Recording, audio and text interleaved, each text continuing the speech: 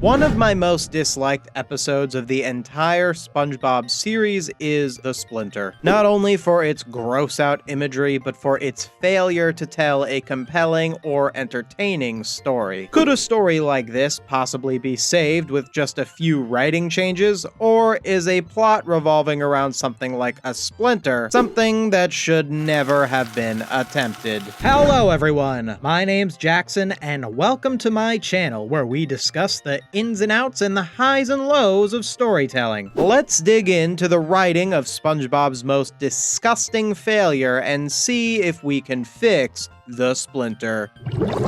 So, right at the beginning, the Splinter already has one major writing flaw. The first couple minutes of the episode show the opening of the Krusty Krab and SpongeBob prepping the kitchen. Why is this a writing flaw? Because it's got nothing to do with the story. There is this common trend with amateur screenwriters where they'll start their script with the character waking up and going through a morning routine, or start a conversation with pleasantries like hello and how are you. Basic screenwriting books, which I'm sure the writers of this episode would have read, advise against this. The story could have began right with the first action moment of SpongeBob losing his spatula and nothing would have changed. One of the reasons I think they showed all the morning routine stuff, besides padding out the runtime, was to introduce us to character dynamics. We see SpongeBob being overeager, a little too overeager for my taste, Krabs being the boss, and Squidward being jaded. Problem is, all these things are established just fine later on in the episode. If an episode of SpongeBob begins with the characters arriving to work, it should flow better with the story. Take, for example, the opening of Dying for Pie, which begins with Squidward arriving to work where this happens. The reason Dying for Pie gets away with showing Squidward arriving to the Krusty Krab, whereas the Splinter gets flagged by me for needless padding, is that Dying for Pie uses Squidward's arrival at the Krusty Krab to show us the character relationship between SpongeBob and Squidward that would go on to be the heart of the episode. The most the Splinter's opening does is show that SpongeBob is passionate about his job, which would later be at stake when SpongeBob's Splinter threatens to get him sent home for the day. It plants the seed in our head that he loves his job, which, to be fair, does pay off later. Still though, I think this could have been established much faster and didn't need so much needless setup. If I were to rewrite the opening sequence, I would start the episode immediately in the Krusty Krab, have a little moment where SpongeBob is overexcited towards the mundanity of burger crafting, and get right on with the story. So the inciting incident of this episode is SpongeBob accidentally flinging his spatula onto the ceiling, to which he stacks a bunch of boxes dangerously to try and get it. He falls in a way that seems like he'll get impaled by these swords, and once he walks away seemingly unscathed, he trips and falls and gets the titular Splinter. Honestly, the sequence works. Something it does well is give a heightened sense of action to a location as mundane as a fast food kitchen, and SpongeBob's survival of the sword serves as a great contrast to the less severe Splinter. But let's talk about this Splinter and its imagery.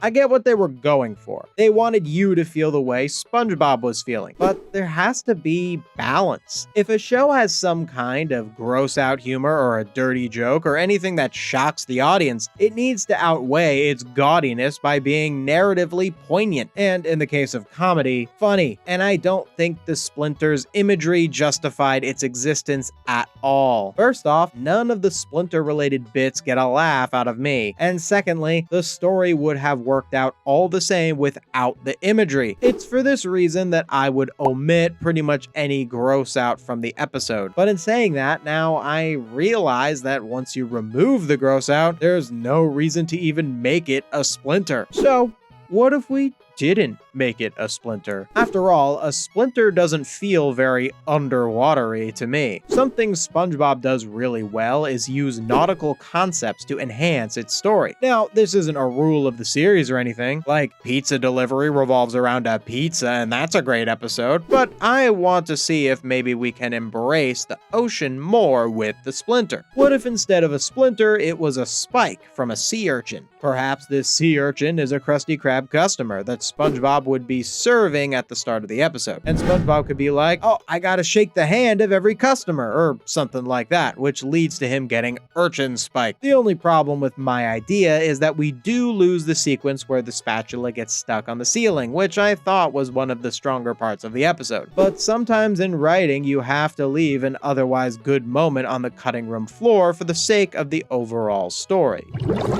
So now let's talk about the main theme of the episode, the importance of asking for help. When SpongeBob is first inflicted with the Splinter, the first thing he does is try to get rid of it, but once it seems like it's there to stay, he flips patties with his nose, which draws the attention of Squidward, who finds out about the injury and informs SpongeBob that if Mr. Krabs finds out about the Splinter, SpongeBob will be sent home from work. So all this doesn't deeply tackle the real character flaw that SpongeBob should have, which is that he's too proud to ask for help. When SpongeBob first flips patties with his nose, he doesn't do it for any deep character-related reason, like needing to stay at work at all costs in order to achieve a broader goal. He just does it as a simple solution to a simple problem. It makes sense logically, sure, but it doesn't engage deeply with the theme. And then when it is established that SpongeBob would be sent home for the Splinter, the episode doesn't fully and deeply engage with SpongeBob avoiding asking for help. In fact, the first thing SpongeBob does do after finding this out is ask for help. Sure, he asks for help from Patrick, which is a different lesson about not getting help from someone who isn't actually capable of helping you, a lesson that was already conveyed much more eloquently in Suds, where the entire episode was singularly focused on that one main theme and character flaw. Sure, the Splinter shows SpongeBob being avoidant to doing the right thing to deal with his problem, but does it really get at the root of why? Why does SpongeBob believe that being honest with Mr. Krabs would be so bad? Again, to compare it to Suds, in that episode, Patrick convinces SpongeBob that the doctor is scary, and that episode does a good job of showing just how quickly someone could be convinced to fall into that belief system. What beliefs does SpongeBob hold in the Splinter that he needs to overcome? That he likes being at work? Sure, it's something, but it's not up to the writing standards that SpongeBob is known for. If the episode were better written, it would have focused much more deeply on SpongeBob's pride and told us why he was unwilling to admit that he was injured. Now, how could the episode accomplish this? I think a great way to show this would be for SpongeBob to have some specific goal at the Krusty Krab that day, beyond just he's glad to be there. And then the Splinter, or in our version, the sea urchin prick, can get in the way of that goal. Perhaps it's National Shake a Customer's Hand Day, and SpongeBob is trying to get the world record of shaking the hands of 1,000 customers. This also gives a stronger reason as to why he shakes the hand of the sea urchin. Now, if SpongeBob admits his injury, he won't reach his goal. This makes the lesson stronger, more focused, and also gives an opportunity for some funny bits where SpongeBob tries to shake customers' hands with an injured thumb. Now, let's talk about the ending, and man, is the ending weak. Basically, Squidward just kinda tells Mr. Krabs about the Splinter, and Krabs just pulls it out, no problem. Look, I get what they're going for. It's a lesson for kids. SpongeBob is the kid and Krabs is the parent. Listen up, kids. Sometimes your parent can fix something quickly, so best to just tell them instead of keeping it to yourself. Problem is, SpongeBob didn't tell Mr. Krabs. Squidward did. While SpongeBob did learn that asking for help could be beneficial, he didn't learn how to ask for help, as the help was just kind of thrust on him. And in a lot of these situations in real life, the act of asking for help is usually the hardest part. So to omit that from SpongeBob's hero's journey was a huge mistake. Also, while there is something satisfying about Krabs just simply plucking out the Splinter after how much difficulty SpongeBob had getting it out earlier, I don't think the Splinter being such an easy fix helped teach the lesson. In my version, the ending would involve SpongeBob having to choose between shaking the hand of the 1,000th customer or losing his thumb, and he'd make the tough choice of going to Krabs instead of reaching his goal. This would properly teach the lesson of the episode, which is that your health and safety should always be the priority, and it would do so in a way that has more humor and heart than its original incarnation. So with these changes, would the Splinter be on the level of some of the original season 1 through 3 SpongeBob episodes? Hard to say. I still feel like the very premise of The Splinter is kinda weak. I want to believe that